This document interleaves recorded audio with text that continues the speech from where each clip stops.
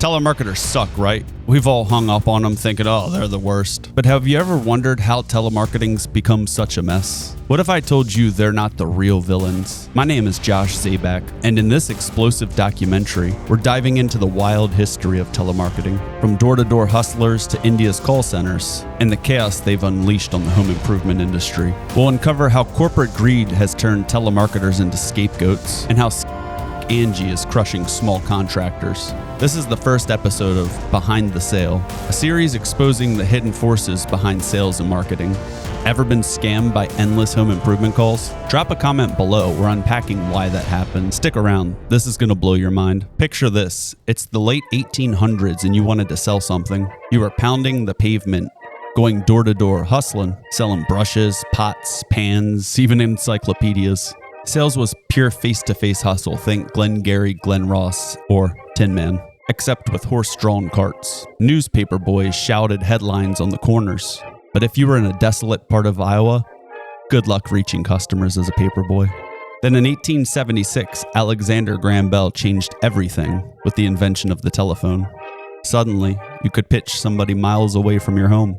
Legend has it housewives started using these clunky phones to sell baked goods to neighbors. It's a charming tale with no real hard proof, just American ingenuity at work. By 1903, businesses caught on. A dry goods store started calling locals to push sales. Telemarketing was born, but not in a corporate boardroom, but from everyday folks hustling smarter. Imagine pitching cookies over a crackly phone line. That's American hustle, baby. Fast forward to the 1970s. Telemarketing goes from mom and pop to rock star status. Why? Technology and hustle. Wide area telephone system, also Watts, made long distance calls dirt cheap. Toll-free numbers let customers call back for free.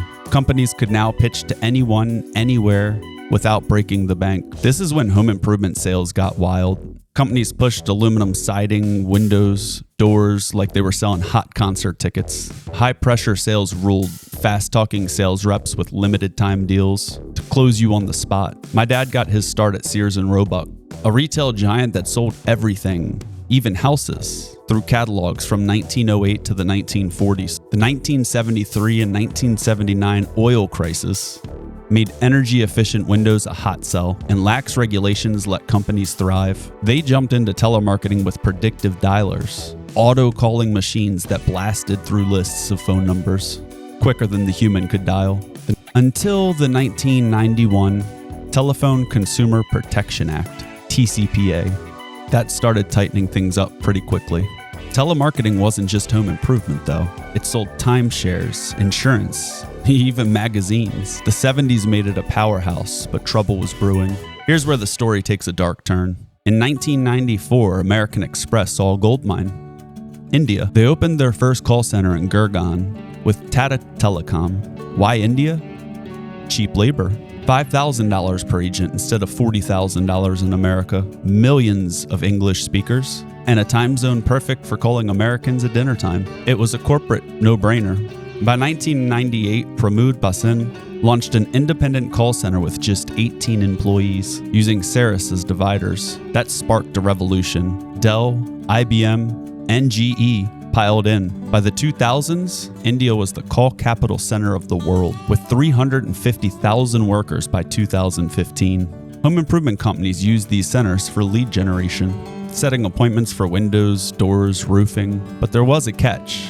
These call centers didn't always follow the rules in the US, like the 1991 Telephone Consumer Protection Act. They could call anyone at any time and cut corners to maximize profits. Estimates say the US lost upwards of 660,000 telemarketing jobs to outsourcing, gutting local economies. Then came the 2003 National Do Not Call list, which was said to have crushed legitimate telemarketing by letting 60 million Americans opt out. I don't think the regulation was that bad myself. The problem was India's call center outside the US jurisdiction simply ignored it. By 2005, some overseas call centers, especially small ones, rogue in India, pivoted to outright scams, using predictive dialers from the 70s, playbooks to push fake tech support, IRS impersonation, or lottery fraud. Experts estimate 50 to 500 call centers turned to scams by 2010, costing Americans billions annually by them using VoIP services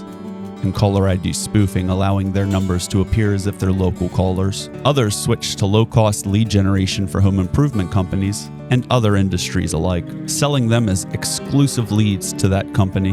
But nothing was ever exclusive, and they were sold to multiple companies. Calling one frustrated customer, the contractors get ripped off, the customer gets fed up, but the call centers make out like bandits. India's takeover saved corporate companies billions, but it unleashed scams and lead generation chaos throughout several industries. It hit the home improvement industry really hard. Let's see how. Back in the 70s, home improvement companies had their own telemarketing teams. They had their own roofers and window installers. They called you directly, locally, pitching deals, selling. But that took skilled people. That required training, and training takes time. So many went with a churn and burn operation. Hire anyone, hand them a script, and fire them if they don't hit quotas. It was messy and it worked for some until outsourcing hit. By the 2000s, most companies had ditched their own in-house teams for cheap overseas call centers, especially in India. These companies generated low-cost leads, but here's the scam. They sold them to multiple contractors, but sold them as exclusive leads, each one costing the contractor a premium. Think in excess of $100 just for a name and a phone number and a shot of somebody that might be interested. Now the consumer simply asks for a roof quote, and 10 companies spam your phone. They all think they've got an exclusive shot. This forces contractors into high-pressure sales to close deals fast and take that consumer out of the market, or low-cost bids to undercut the rivals. Both unsustainable, not just for the companies, but for the customers alike, bleeding small businesses dry. I grew up in this industry. My dad always taught me to respect the telemarketers. They're grinding so they can get leads simply for a sales rep to have an opportunity to make a living and to eat. This outsourced lead mess, fueled by India's rogue centers and their technology with VoIP spam calling, it pollutes the market and it drives chaos, and we blame it on the telemarketers. It's chaos out there, and the telemarketers aren't to blame. Let's talk about who's really the villain. Why do we hate telemarketers? Movies, TVs, scam calls, all paint them as heartless robots. But HBO's show Telemarketers shows the truth. Most people are just trapped in a broken system, following scripts from the profit-hungry companies. I saw this firsthand. Marketing and sales need each other to coexist. My dad's company always had a successful telemarketing department. He always taught me it's about connecting with people and not scamming them. Not all telemarketers are scammers. The 2003 National Do Not Call list made things tougher. My dad saw it as a win. He said if somebody's on the list, they're not interested. We're focusing on the people that might want to talk to us. He was right. Telemarketing got smarter, not dead. The real villains are the companies outsourcing overseas that dodged the US laws, running outright scams like fake IRS call centers, churning out the non-exclusive leads that force high-pressure sales. Ethical American telemarketers are caught in the crossfire, doing honest work but getting hung up on like they're scammers. Don't blame the person on the phone. Blame the system. Here's the deal. As with any company, you have good and bad, and good American telemarketing companies play by the rules. They follow the TCPA. They respect the Do Not Call. They follow the 10 DLC, and they deliver better services. I mean, let's be honest, you'd rather talk to somebody who gets you right. Supporting them keeps jobs in the US, boosts local economies, and fights scams. In 2023, over 2 million telemarketing jobs were outsourced, costing families their livelihoods. I learned from my dad to value telemarketers. They're the backbones of sales, grinding through hangups to deliver leads. By choosing companies that have US-based call centers, you help break the cycle of scams and abuse. Ethical telemarketers aren't scammers. They're hustlers, just like you and me. Everybody's hustling, trying to make their ends meet. Let's fix this by supporting American jobs. If you're sick of spam calls, support American telemarketers. Now the real issue. Angie. It started as Service Magic.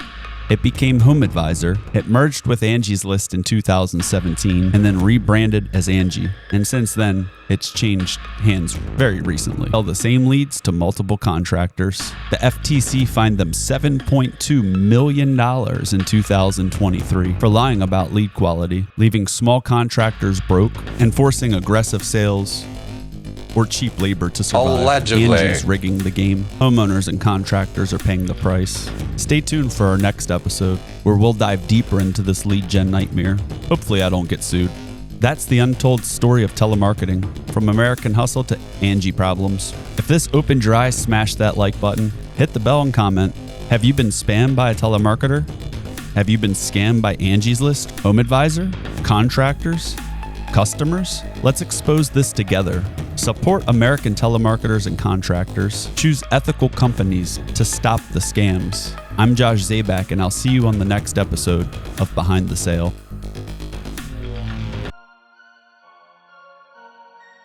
I guess the crazy thing is my whole life I was taught a sales process.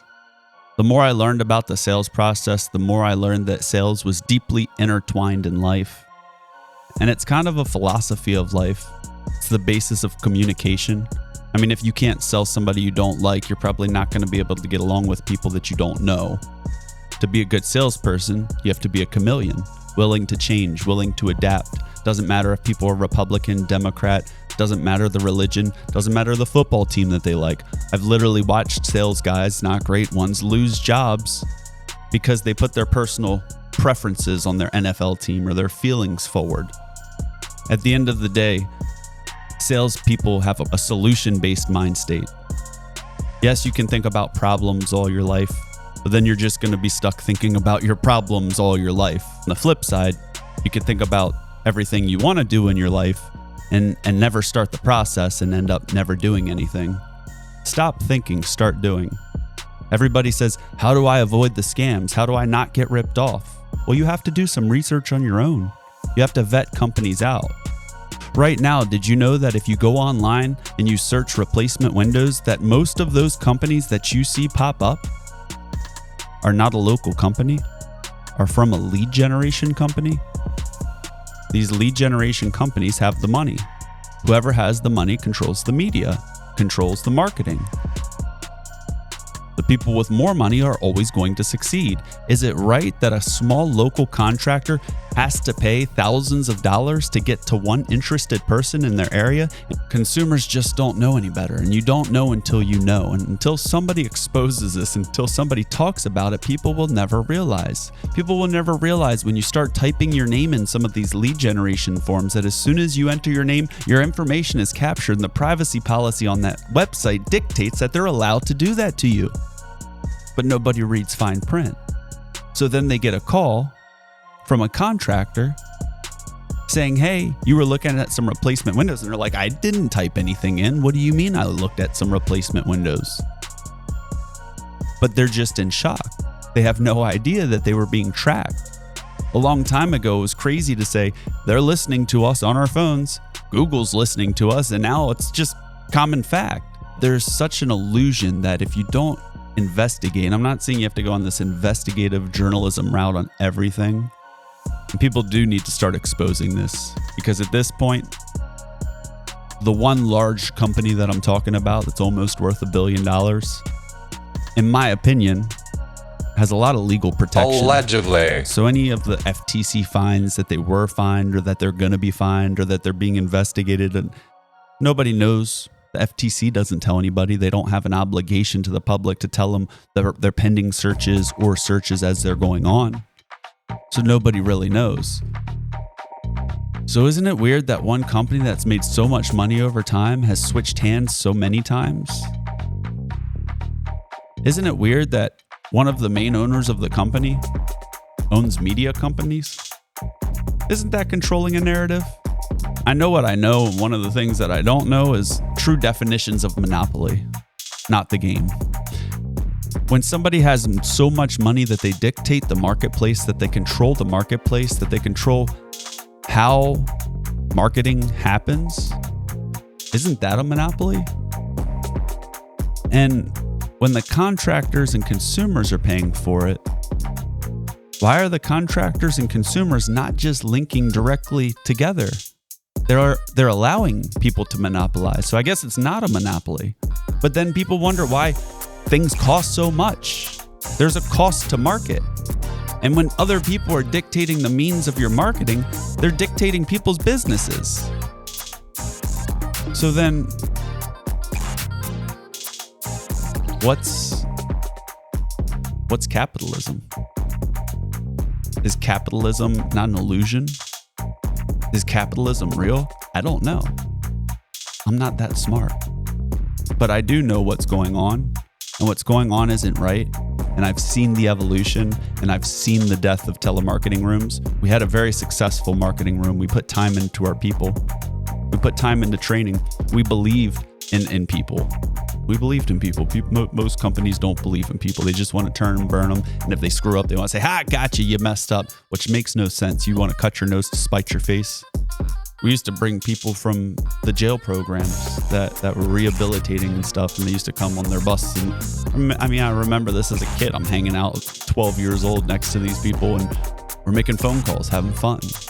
And they're making a living while doing it. It refines people's ability to communicate. Nobody wants to pay for anything. Nobody wants to do any research. You cost yourself more money in the long run, too. Doesn't make sense why somebody wouldn't put a little extra time into making sure they're dealing with the right person, into making sure you're not dealing with the lead generation. I'm just talking home improvement. That's my perspective. I don't know the other industries. I know that this exists in a lot of other industries, but I don't have the personal experience with that. Maybe if you have personal experience in another field that you have lead generation and that this is aggressive and a problem, reach out, hit me up. I'd love to talk to you. Contractors won't talk about it because they got too much time doing other stuff. And if they're making money, it doesn't matter. But the problem is they're making money because of the high pressure, or they're going to make enough money until they have issues. And then when they have issues, they don't have enough money in the bank because they haven't secured the funds. They weren't selling jobs for what they were trying to sell them for, or knew they needed to be selling them for. I mean, imagine going into Walmart and negotiating prices. How would that work out? Now imagine if you had 10 Walmarts after you went into the store, walking in behind them saying, "Hey, I could do it for this. Hey, I could do it for this. Hey, I could do it for this." How sustainable would that business model be over time? It would make companies go bankrupt. But the consumers want the cheaper price for what? So they can have nobody to service their work in the future? So what? Home improvement companies fold out of business and then the states can't take care of the people when the company folds up because they're not even regulating things in the right places? I don't know the solution. I could tell you a bunch of solutions. That's actually not true. But I can't tell you it's the right solution. And until there's a discussion, we're never going to get to the right solution. How can you create a solution if you don't know there's a problem? And too many people right now are blind to the problem. If I affect one person right now, all I want them to do is, when you want to buy something, when you want to buy windows, make sure the company's website is the actual company that you're dealing with, actually has a location, that you can actually go to their facility, that it's real, that it's not some scam center just generating a lead to sell off to another contractor, because that will cost you more money. Or you'll save a bunch of money, but you'll have nobody to service it in the end. Don't make that decision.